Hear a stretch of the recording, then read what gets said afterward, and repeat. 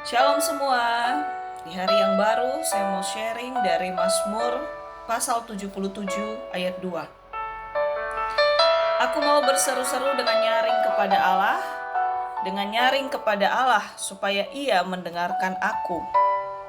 Jadi di sini dibukakan berseru-seru dengan nyaring bisa berarti bersungguh-sungguh hati, karena kesungguhan hatilah yang dilihat Tuhan, yang didengarkan Tuhan, bukan hanya teriakan secara verbal,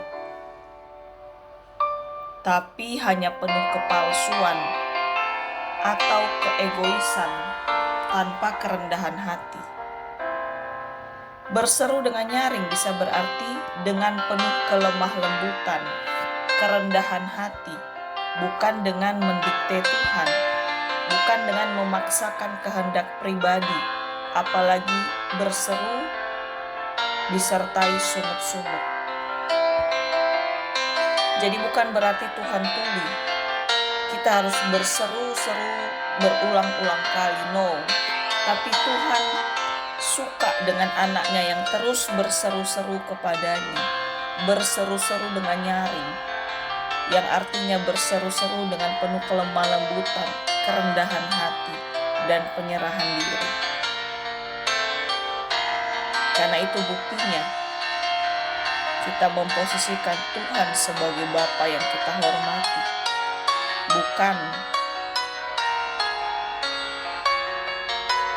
pesuruh kita yang kita suruh ini itu untuk melakukan apa yang kita mau. Jadi kita berseru kepada Tuhan itu harus nyaring, harus penuh kerendahan hati dan penyerahan diri kepada Tuhan. Terus ayat 3, pada hari kesusahanku aku mencari Tuhan, malam-malam tanganku terulur dan tidak menjadi lesu, jiwaku enggan dihiburkan. Di sini dibukakan juga, semakin kita di titik terendah, semakin kita tidak boleh menjadi lesu dalam pengharapan di dalam Tuhan, karena tidak ada penghiburan jiwa terbaik di luar kehadiran Tuhan di hati dan hidup kita. Jadi hati-hati banget di sini. Saya juga tertegur di sini. Jangan karena ada tantangan, pergumulan, masalah, kita menganggap lebih baik healing dulu, lebih baik refreshing dulu, lebih baik melakukan apa yang menyenangkan hati atau daging kita dulu. Karena kalau hati kita happy, ya kita bisa stabil ke depannya melakukan apapun. Tapi sebenarnya yang harus kita buat sehat dulu adalah roh kita di dalam Tuhan. Ketika roh kita sehat, ketika hubungan kita sehat dengan Tuhan, maka baik tubuh, jiwa, pikiran kita, perasaan kita, itu barulah sehat juga. Bukan menyehatkan jiwa dulu, baru hubungan dengan Tuhan akan sehat. No. Hubungan dengan Tuhan, roh kita di dalam Tuhan, hanya akan sehat ketika kita terus melekat sama Tuhan. Tidak ada cara lain. Bukan dengan kita curhat dulu, menyenangkan hati pikiran dulu, membeli apa yang kita mau supaya kita happy, pergi ke suatu tempat supaya kita happy. Enggak juga, hanya sesaat. Jadi di sini diingatkan sekali, apapun kondisi terendah, yang harus kita jaga kesehatannya terutama adalah roh kita, hubungan kita di dalam Tuhan. Karena Tuhanlah yang bisa dan hanya yang paling bisa menolong kita, memulihkan segala sesuatu di hidup kita. Disitulah sukacita yang sesungguhnya. Amin. Terus di ayat 4, apabila aku mengingat Allah, maka aku mengerang. Apabila aku merenung, makin lemah lesulah semangatku. Selah. Jadi di sini dibukakan, Selama kita tidak rindu selalu mengerang, atau bisa diartikan selalu menyembah atau selalu mencari Tuhan, maka selama itu juga hati kita tidak menginginkan Tuhan. Ngeri ya.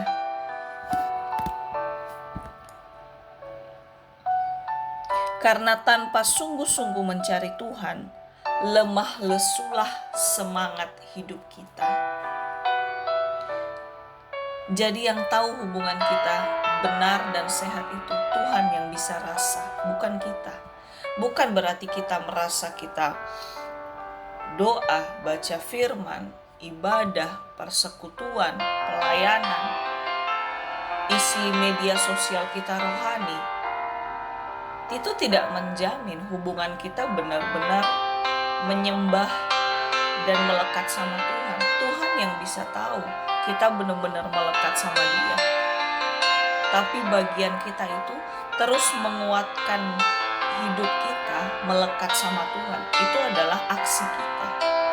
Kalau kita tidur-tidur aja, lemah lesu aja karena badai kehidupan yang sedang dialami, ya Tuhan juga hanya akan menunggu kita. Tuhan gak akan maksa kita untuk mencintai Dia, untuk tergantung sama Dia. Tuhan gak akan maksa, karena kita diciptakan bukan sebagai robot, tapi sebagai pribadi yang punya pilihan bebas. Jadi ini dalam banget di sini. Saya juga tertegur banget karena dikatakan di sini, apabila aku mengingat Allah, maka aku mengerang. Lalu dibukakan, mengerang itu artinya selalu rindu menyembah, selalu rindu mencari Tuhan.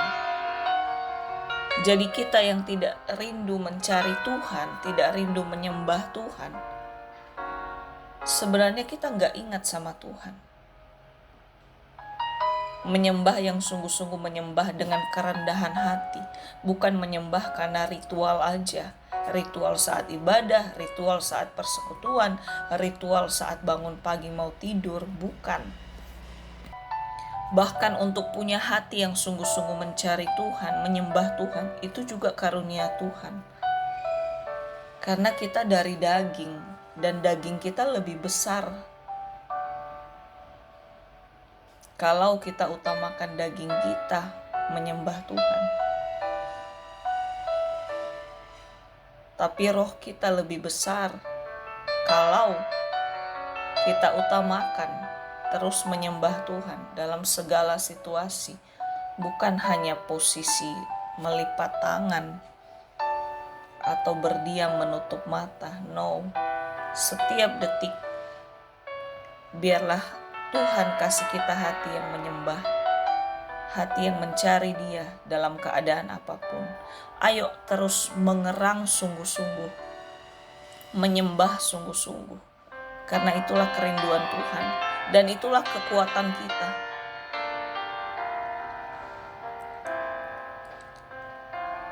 Kita refreshing sekalipun, kita memiliki apa yang membuat kita bisa bahagia sekalipun, itu tetap tidak akan menjadi kekuatan yang kekal untuk kita bertahan dalam kondisi apapun, apalagi ke depannya yang kita nggak bisa lihat. Tapi kalau kita terus mengerang, menyembah, mencari Tuhan dalam keadaan apapun, itu adalah kekuatan terbesar kita. Sekalipun kita nggak tahu ke depannya bagaimana, Tuhan yang tahu. Dan hanya kekuatan Tuhan yang berlaku untuk di masa depan. Bukan kekuatan sesaat yang kita rasa kita punya ketika kita sudah membahagiakan hati kita seolah-olah, memiliki apa yang kita mau seolah-olah. Biarlah terus hati yang mengerang, hati yang mencari, hati yang menyembah, itu jadi pola gaya hidup kita. Karena itu bukti kita butuh Tuhan. Amin. Di sini dibukakan juga, mengerang menandakan teriakan hati yang selalu haus akan Tuhan, yang tidak pernah berhenti butuh Tuhan. Sedangkan kalau hati hanya merenung atau bisa diartikan hanya berandai-andai Tuhan melakukan ini, melakukan itu untuk kemauan kita pribadi, maka lemahlah roh kita yang haus akan Tuhan. Jadi pilihlah mengerang atau sikap aktif di dalam Tuhan, bukan merenung atau pasif. Mengerang seperti orang mau melahirkan, mengerang kesakitan untuk melahirkan, tapi setelah itu menghasilkan sesuatu yang indah. Begitu juga di dalam Tuhan, ketika kita terus mengerang haus akan Tuhan, maka hasilnya membuat hidup kita indah karena Tuhan terus dan terus ada di hidup kita. Amin.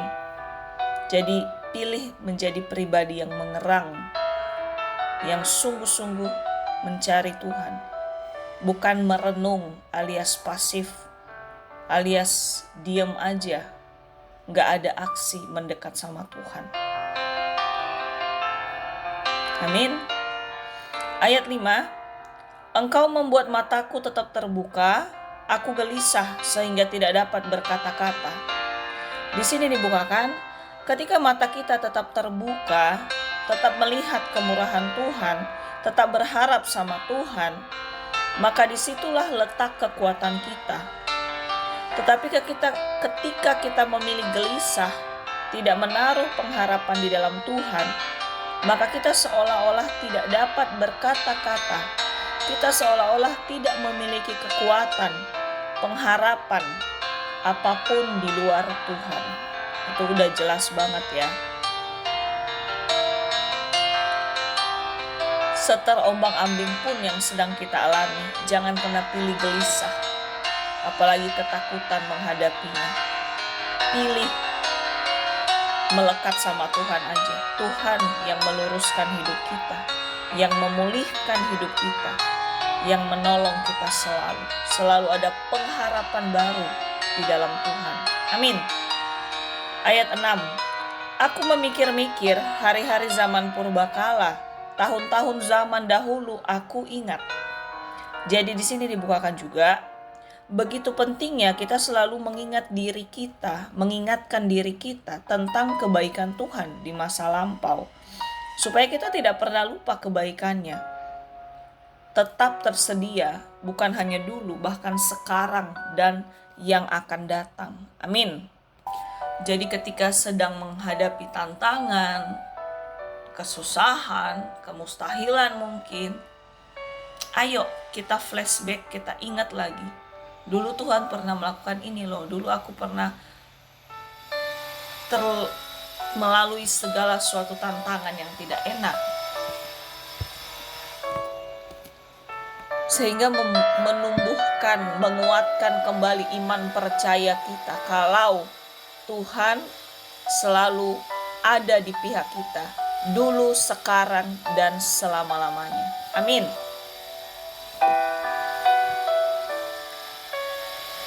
Terus ayat 7.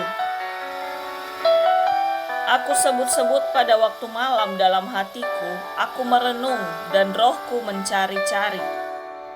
Di sini dibukakan, merenungkan firman-Nya siang dan malam, membuktikan roh kita mencari Dia. Sama seperti di ayat sebelumnya. Mengerang kepada Tuhan, membuktikan kita mencari Dia. Dan bukan hanya mengerang atau menyembah, tapi diingatkan lagi, walaupun kita sudah tahu ini, tapi diingatkan lagi, merenungkan firman-Nya siang dan malam, membuktikan roh kita mencari Dia. Jadi ini teguran banget. Tidak ada alasan kita sibuk ini, sibuk itu, apalagi refreshing ini, refreshing itu. Tetap dalam kondisi apapun, ayo kita jadikan tabiat hidup kita mengingat kebaikan dan kebenaran firman-Nya. Biarlah Roh Kudus berikan kita hati yang baru, hasrat yang baru setiap hari, bahkan setiap detik, untuk terus merindukan Dia, untuk terus ingat firman-Nya, untuk terus ingat kerinduannya di hidup kita. Amin. Ayat 9. Sudah lupakah Allah menaruh atau ditutupnya ke rahmat-Nya karena murkanya, Selah. Di sini dibukakan, Bapa tidak pernah melepaskan kasih-Nya apapun yang terjadi. Demikian juga kita, marilah tidak menghilangkan kasih Bapa dalam hidup kita, dalam menghadapi apapun. Jadi Tuhan gak pernah lupain kita apapun kondisi kita. Ayo juga jangan pernah kita lupakan Tuhan. Selalu hadir apapun bagaimanapun kondisi kita. Kita tidak akan pernah sendiri. Ada Tuhan di hati kita, di pikiran kita, di hidup kita, di depan kita selalu. Amin. Ayat 11, maka kataku, inilah yang menikam hatiku, bahwa tangan kanan yang maha tinggi berubah. Di sini dibukakan, seharusnya yang membuat kita paling sedih adalah ketika hubungan kita dengan Tuhan rusak atau hambar atau melempem. Dan itu bukan karena Tuhan. Itu karena kita yang mungkin terbawa arus kesedihan, arus masalah, tantangan, pergumulan, kemustahilan. Apalagi kalau tergoda oleh si jahat. Jadi ayo terus dan terus kita pertahankan hubungan berkualitas kita dengan Tuhan. Karena semua hubungan ketika kita dipanggil Tuhan bisa berakhir. Tapi hubungan dengan Tuhan tidak akan pernah putus. Karena Tuhan mengasihi kita tanpa syarat. Jadi jangan dari pihak kita memutuskan atau membuat tidak bergairah lagi hubungan kita di dalam Tuhan. Ayo kita minta Tuhan terus supaya sungguh-sungguh setiap hari hubungan yang bergairah itu selalu ada di antara kita dan Tuhan. Amin.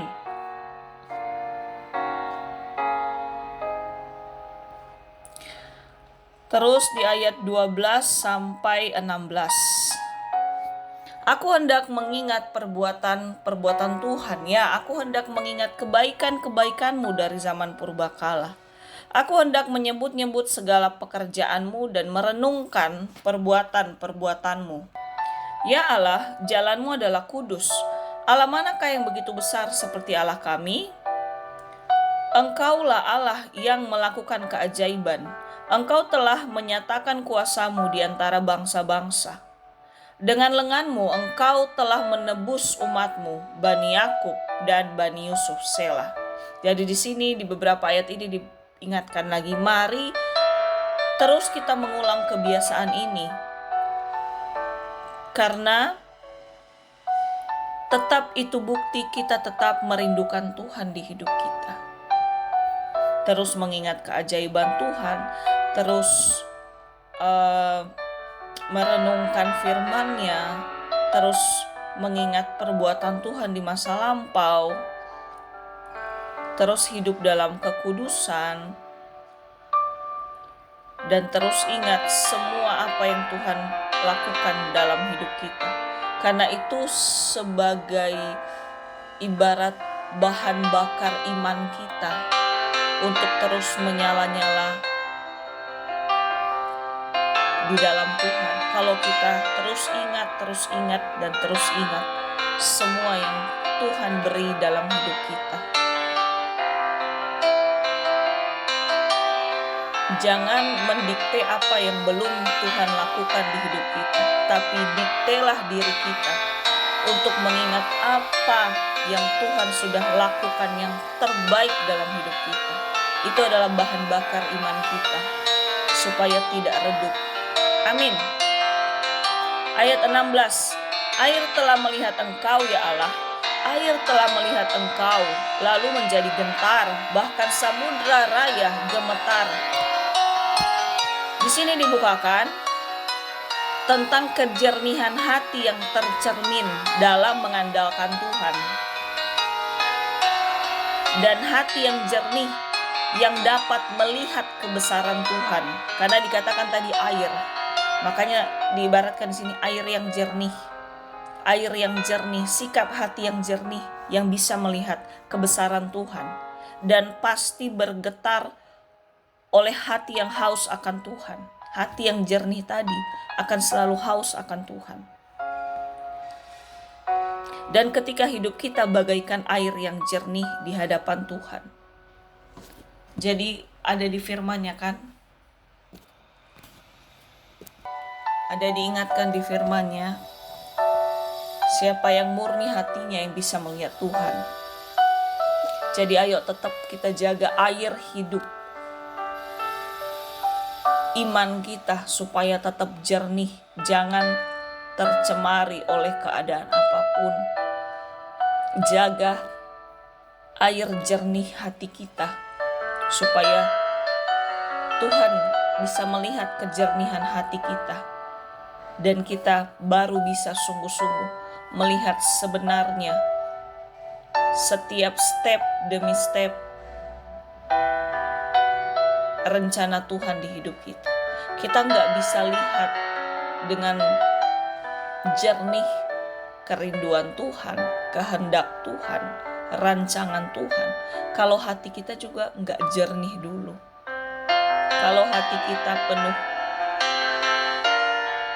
luka, penuh dendam, penuh kedengkian, kalau hati kita ibarat air yang kotor, maka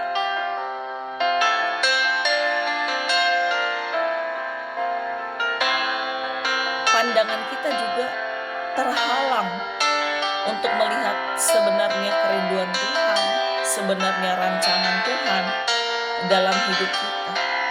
Jadi ayo kita bersihkan selalu hati kita supaya seperti air yang jernih, sehingga firman Tuhan tercermin dari air yang jernih hidup kita itu sendiri. Ayo terus berjuang setiap detik, setiap saat, jaga hati tetap jernih, karena hati yang jernih yang bisa melihat dan merasakan kebaikan Tuhan yang jernih. Amin. Ayat 18, awan-awan mencurahkan air, awan gemawan bergemuruh, bahkan anak-anak panahmu beterbangan. Jadi di sini dibukakan, kuasa Tuhan tercurah kepada orang-orang yang hatinya jernih, bagaikan air yang jernih. Amin. Jadi di sini dilanjutkan, ketika hati kita jernih, kita dapat merasakan dan melihat kejernihan kuasa Tuhan di hidup kita. Dan ketika hati kita jernih juga,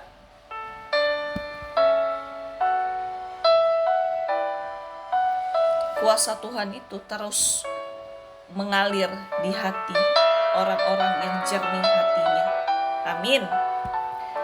Ayat 19, deru gunturmu menggelinding, kilat-kilat menerangi dunia, bumi gemetar dan bergoncang.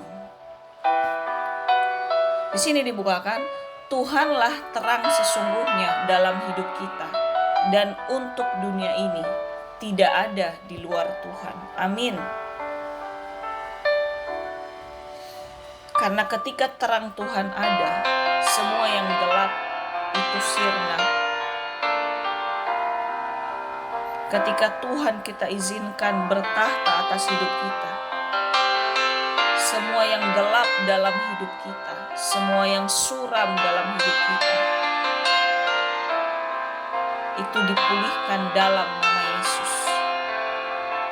Biarlah kilat cahaya kasih Tuhan, kilat cahaya kebenaran Tuhan, kilat cahaya pertolongan Tuhan, itu yang menjadi sandaran kita, bukan suramnya, gelapnya apa yang sedang kita alami.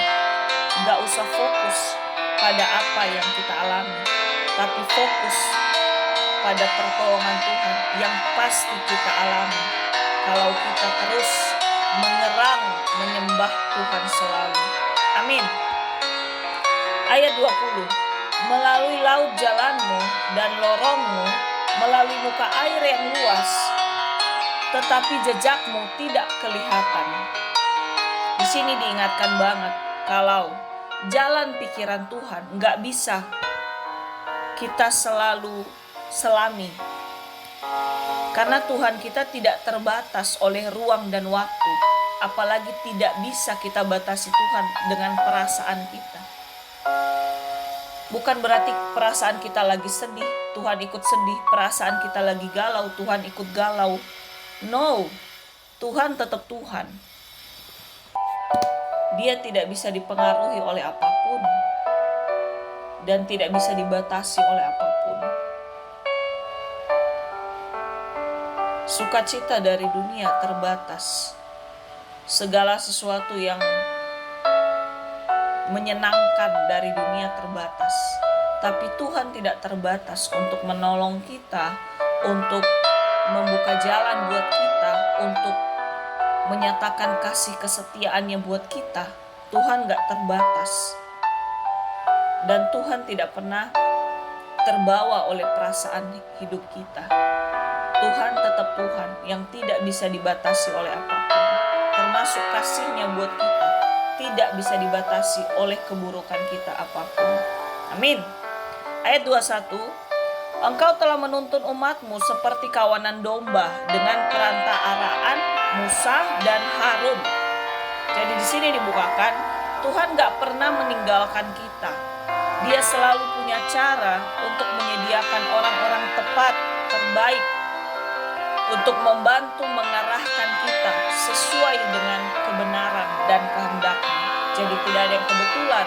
Kalau kita ikut dalam persekutuan, kalau kita terus beribadah, kalau kita terus mendisiplinkan hidup kita, doa, pujian, penyembahan, dan firman, itu adalah sarana yang Tuhan sediakan. Seolah orang-orang yang ada di sekitar kita untuk terus menuntun kita, membantu kita terus di dalam jalurnya Tuhan. Makanya diingatkan jangan pernah meninggalkan persekutuan dan ibadah. Karena tidak mungkin kita mengingat Tuhan kalau kita lagi di diskotik, lagi di tempat-tempat yang tidak mengingat Tuhan. Jadi jangan pernah kita lepas dari lingkaran komunitas yang takut akan Tuhan. Tetap semangat, ayo tetap mengerang di dalam Tuhan, menyembah sungguh-sungguh. Ayo tetap mengizinkan Tuhan supaya kilat petir kasih-Nya terus menyambar roh hasrat kita setiap hari. Tuhan Yesus memberkati berlimpah-limpah. Haleluya. Amin.